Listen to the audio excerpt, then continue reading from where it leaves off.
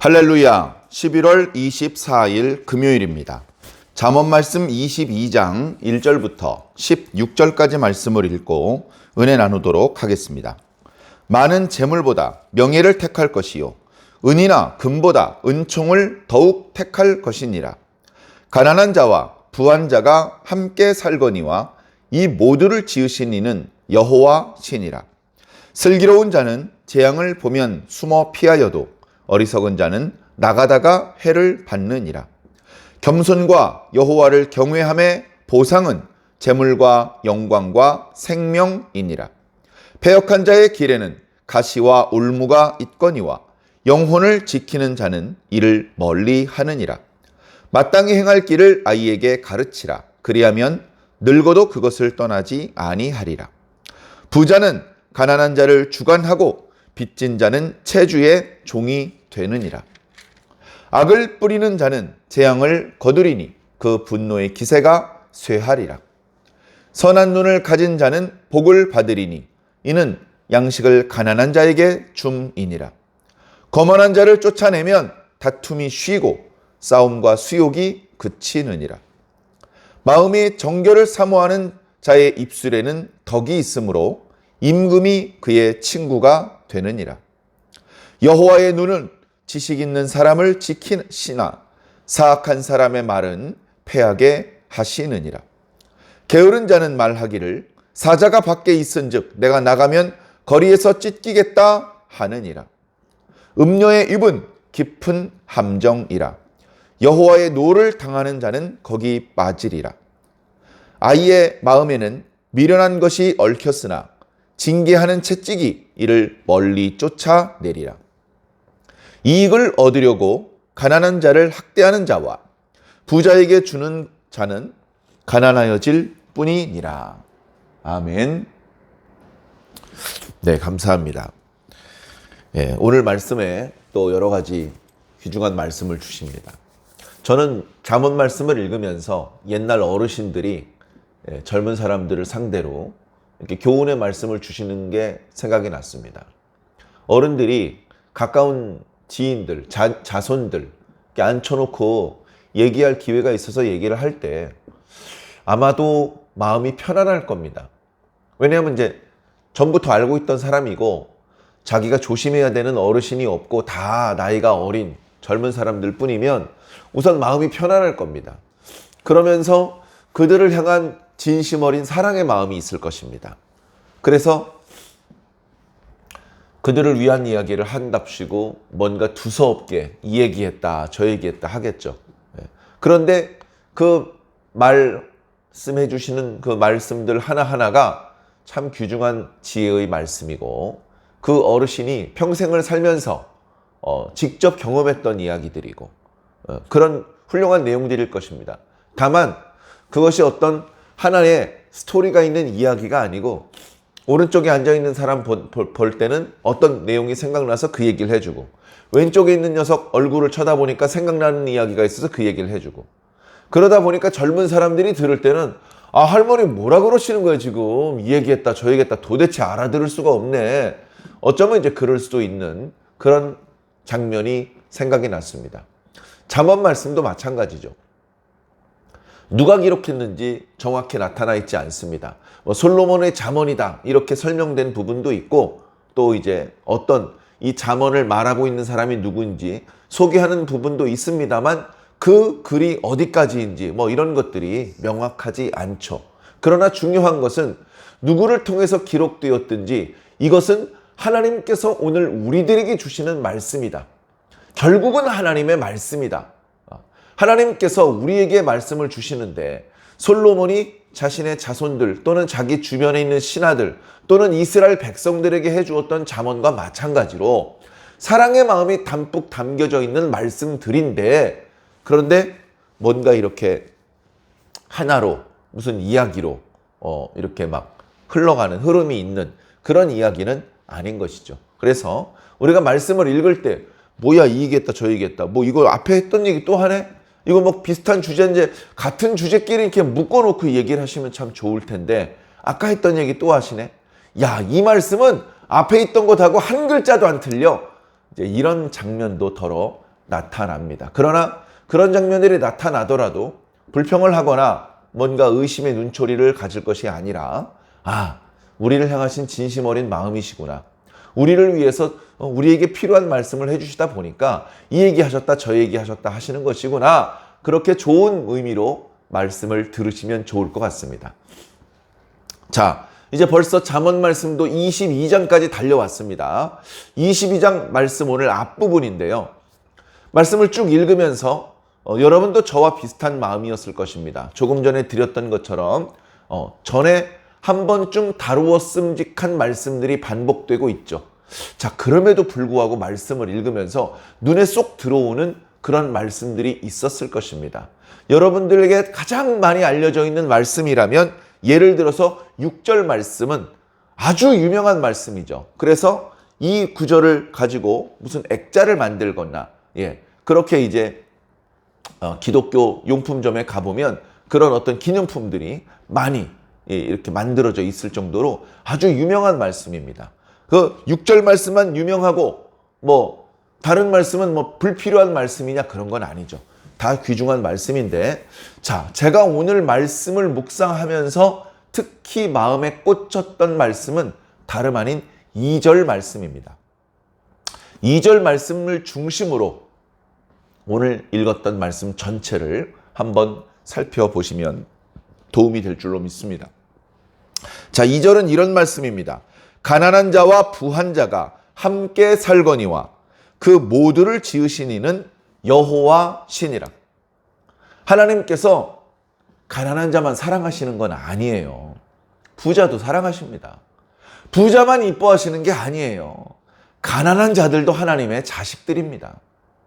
그러면 하나님께서 모든 당신의 자식들을 공평하게 똑같이 사랑하시고 똑같이 건강하게 똑같이 똑똑하게 똑같이 부자로 만드시면 얼마나 좋아요 라고 생각해 볼 수 있을 것입니다. 그런데 하나님께서는 그렇게 만들지 않으셔요. 태초부터 지금까지 하나님께서는 그런 방법으로 일하지 않으십니다. 부자도 있고 가난한 자도 있습니다. 잘생기고 예쁜 사람도 있고 못생긴 사람들도 있습니다. 키 큰 사람도 있고 키 작은 사람도 있고 힘이 센 사람도 있고 약골도 있습니다. 뭘 가르쳐줘도 잘 이해하고 외우는 사람이 있고 아무리 노력을 해도 그게 잘 안 되는 사람도 있습니다. 높은 산도 있고 깊은 골짜기도 있습니다.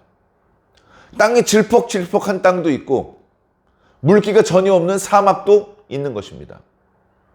그럼 왜 그렇게 하셨습니까? 왜 다 균등하게 하지 않으시고 왜 높음과 낮음을 만드셨냐 이 말입니다. 거기에 하나님의 지혜가 담겨져 있고 거기에 하나님의 능력이 담겨져 있고 거기에 하나님의 깊으신 뜻, 당신의 의도가 담겨져 있습니다. 제가 느끼는 하나님의 의도는 흐름입니다. 높음과 낮음이 있어야 높은 데로부터 낮은 곳으로 흘러가는 일이 가능합니다. 돌멩이가 굴러가든 물이 흘러가든 심지어 바람도 고기압에서 저기압으로 분다고 합니다. 짐승들도 양식이 없는 곳에서 양식이 많은 쪽으로 이동합니다. 울퉁불퉁 딱딱한 곳에서 말랑말랑 평평한 곳으로 이동합니다. 그런 흐름이 발생하려면 높음과 낮음이 있어야 됩니다. 아무 흐름도 없는 그런 움직임이 없는 곳, 죽은 곳이죠. 죽은 곳. 살아있다는 것은 움직인다는 것이고 흘러간다는 것입니다. 하나님께서는 일부러 세상에 부한 자도 만드시고 가난한 자도 만드셨습니다. 그렇다면 이 상황 속에서 하나님께서 원하시는 흐름은 무엇일까? 부한 자가 가난한 자를 보고 불쌍히 여기는 마음이 마음속에서 일어나며 자기에게 이미 충분히 있기 때문에 그 중에 일부를 띄어서 가난한 자들에게 아무 대가 없이 나누어 주는 것입니다. 잘 기억해도 이거 나눠주는 사람이 나야, 내 얼굴 기억해, 내 이름 기억해, 이렇게 하지 않고 그냥 내 이름 안 물어본다는 조건으로 주는 거야. 내가 누군지 알리지 않는다는 조건으로 기부하는 거야. 이렇게 순수한 선한 마음으로 많이 가진 자로부터 가지지 못한 자에게로 흘러가기를 바라시는 겁니다. 이것은 그냥 아무 흐름이 없는 평평하고 균등하고 동등한 상황보다 훨씬 아름다운 것입니다. 나누어 주면서 행복하고 받으면서 감사한 것입니다. 나누며 주면서 웃고 받으면서 눈물 나는 것입니다. 하나님께서 사람에게 상상도 못할 행복을 주시는 방법입니다. 이게 하나님께서 높음과 낮음을 동시에 존재하게 하시는, 부한 자와 가난한 자, 똑똑한 자와 어리석은 자, 힘센 자와 약한 자를 동시에 존재하게 하시는 이유입니다. 그런데 그 반대의 상황도 있을 수 있습니다. 부자가 그 막강한 권세를 이용해서 그 가난한 사람의 주머니를 털어가는 경우도 있습니다. 그것도 어찌 보면 흐름은 흐름이지요. 그런데 낮은 곳에 있는 물이 높은 곳으로 흘러가는 것과 같이 하나님의 뜻을 거스리는 잘못된 흐름입니다. 그런 흐름이 영원히 지속되도록 하나님께서는 내버려 두지 않으십니다. 반드시 그리 오래 가지 않아서 하나님의 정의가 그 악한 사람에게 임할 것입니다. 또 어떤 사람은 하나님의 의도대로 하나님께서 주신 넘치는 축복을 가난한 사람들한테 무상으로 나누어 주죠. 막 흩어 뿌려버립니다. 그런 것에 대해서 하나님께서 기뻐하시고 그에게 또 다른 복을 주시는 것이죠. 자, 그런 전반적인 내용이 성경 전체에, 잠언 전체에, 그리고 오늘 읽을 말씀 본문 전체에 깔려 있는 것입니다. 1절, 만일 재물을 탐하지 마라. 흘려보내야 된다. 흘려보내야 된다. 그러면 너는 명예를 얻을 것이다. 은과 금 움켜쥐지 마라. 흘려보내야 된다. 그럼 네가 하나님께 은총을 받을 것이다. 좋은 편을 선택하도록 해라. 1절 말씀이 그런 것입니다. 3절 말씀은 슬기로운 자는 재앙을 보면 숨어요. 지혜로운 미련한 자는 재앙이 쏟아지는 곳으로 뛰어나갑니다. 자, 겸손한 자는 여호와를 경외하죠. 여호와를 경외하는 자는 하나님께 상을 받습니다. 그러니까 가난한 자를 구제하는 것도 결국은 겸손하기 때문에, 하나님을 경외하기 때문에 하는 것이고, 그것을 다 아시는 하나님께서 세상에서는 얻을 수 없는 것으로 보상해 주시는 것이죠. 패역한 자의 길, 가난한 자의 물건을 삭탈해가는, 빼앗아가는 사람들입니다. 그런 사람들은요, 다른 사람들 앞에 함정을 파놓고요, 거기다가 올무를 깔아놓습니다. 사람들 거기 확 빠지면 그냥 뺏어가려고. 근데 아무도 안 빠지고요, 거기에 자기가 빠져버려요. 자기가 깔아오는 함정에 또 다른 악인이 깔아놓은 올무에 걸려버린다는 겁니다. 얼마나 어리석습니까? 6절 말씀은 나중에 말씀드리고요. 7절, 부자는 가난한 자를 주관하고 빚진 자는 채주의 종이 된다. 이것은 하나님께서 원하시는 모습이 아닙니다. 이런 상황도 있지만 곧 부자가 그 물건을 풀어서 나눠줘야 돼요. 자, 8절에 나눠주지 않고 가난한 자를 박해를 하고 그들의 것을 약탈을 하는 사람들은 악을 뿌리는 자입니다. 물론 악을 뿌리는 순간으로부터 재앙을 거두는 순간까지는 약간의 인터벌이 있어요. 그 짧은 기간 동안에는 악인이 승승장구하는 것처럼 보입니다. 그러나 재앙은 곧 닥쳐옵니다. 그들의 분노의 기세는, 자, 이건 뭐냐면요, 부자들이 가난한 자들을 괴롭힐 때 사용하는 막대기, 그건 결국은 부러진다라고 말씀하시는 겁니다. 9절, 이게 바로 하나님께서 원하시는 모습이죠. 선한 눈을 가진 자의 눈에는 가난한 자들이 보여. 아유, 가난한 자를 도와줘야죠. 근데 제 주변에는 가난한 자가 없어요. 악하기 때문에 안 보이는 겁니다. 가난한 자, 도움이 필요한 자가 안 보이는 거예요. 제가 어저께 어떤 영상을 봤는데요, 평생 동안 우리나라 돈으로 9조 원을 기부한 사람이 있습니다. 9천만 원이 아니라 9천억이 아니라 9조 원을 기부했대요. 9조 원을. 그 사람이 기부를 할 때 자신의 이름이 알려지지 않는 걸 조건으로 기부를 했는데, 그 기부단체가 망하게 생겨가지고 감사를 받는 과정에서 그 장부의 이름이 드러났다고 합니다. 그래서 뒤늦게 그 사람을 인터뷰하고 막 그렇게 됐는데, 그 사람이 말하는 게 뭔지 압니까? 도움을 받아야 될 사람은 무궁무진하다는 거예요. 끝없이 나온다는 거예요. 내가 9조 원을 기부했지만 아직도 더 부족하다는 겁니다. 마음이 착하기 때문에 도움이 필요한 사람들이 보이는 거예요. 나에게 쓰고도 남는 재물이 보이고, 그 재물이 필요한 사람이 보이는 거예요. 그래서 주는 겁니다. 주면서 이름을 알리지 않습니다. 장부에 기록하지 않습니다. 돌려받을 걸 계산하지 않아요. 이게 하나님의 뜻입니다. 이게. 그래, 선한 눈을 가진 자는 복을 받을 것이다. 이는 양식을 가난한 자에게 주기 때문이다. 빌려주는 게 아닙니다. 그냥 주는 겁니다. 하나님께서 원하시는 이런 아름다운 모습이 많이 사라졌어요. 많이. 우리 그리스도인들이 정직하게 벌어서 큰 부자가 되고, 우리 그리스도인들이 바로 이렇게 하나님을 기쁘시게 하는 선한 눈을 가진 자들이 되기를 간절히 소망해 봅니다. 자, 그 뒤에 이어지는 말씀도 결국 다 마찬가지예요. 선한 흐름을 만들라는 것이죠. 자, 말씀을 마치기 전에 꼭 빠뜨리면 안 되는 말씀 하나만 덧붙여 드리겠습니다. 바로 6절과 15절에 있는 말씀입니다. 자녀를 양육하는 것에 대한 말씀이죠. 이 얘기했다 저 얘기했다 하다가 자녀 양육에 대한 말씀도 그동안 몇 차례 해 주셨습니다. 자녀를 사랑하는 것은요, 시키지 않아도 다 해요. 도둑놈도 고슴도치도 자기 자식은 사랑합니다. 이쁘게 보입니다. 그런데 사랑하기 때문에 그 자녀를 어떻게 길러야 되겠느냐. 오냐 오냐 하는 방법이 좋지 않다는 것은 모든 사람이 다 압니다.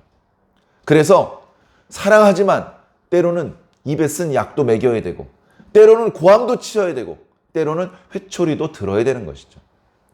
그래서 15절 말씀을 먼저 보면 아이의 마음에는 미련한 것이 얽혀있다. 태어나면서부터 지혜로운 자가 어디 있어요. 어린아이는 미련할 수밖에 없죠. 그런데 그 미련함이 계속 발전하도록 내버려두고 방치시키면 안 됩니다. 그건 자녀를 사랑하는 부모의 할 일이 아니죠. 그래서 때로는 회초리를 들어야 됩니다. 오늘 채찍이라고 무섭게 말씀하셨는데 회초리라고 생각하시면 될 것 같습니다. 그동안에도 회초리를 들라 그랬습니다. 죽지 않을 정도로 때리라 그랬습니다. 그 말씀을 듣는 자녀들은 깜짝 놀라겠지만 자녀를 죽이도록 때리는 그런 멍청이가 어디 있겠습니까? 그러나 회초리를 아끼는 자는 자식을 미워하는 자다라고 말씀하고 있는 것입니다. 그래, 그 자식에게 얽혀있는 미련함을 쫓아낼 정도로만 회초리를 들어야 되는 것이죠. 그렇게 되는 것을 6절엔 조금 부드럽게 말씀하고 있는 것입니다. 마땅히 행할 길을 네 아이에게 가르쳐라. 말로만 해서는 안 될 것이다. 때로는 회초리도 들어야 되고 때로는 호통도 쳐야 될 것이다. 그러나 적절한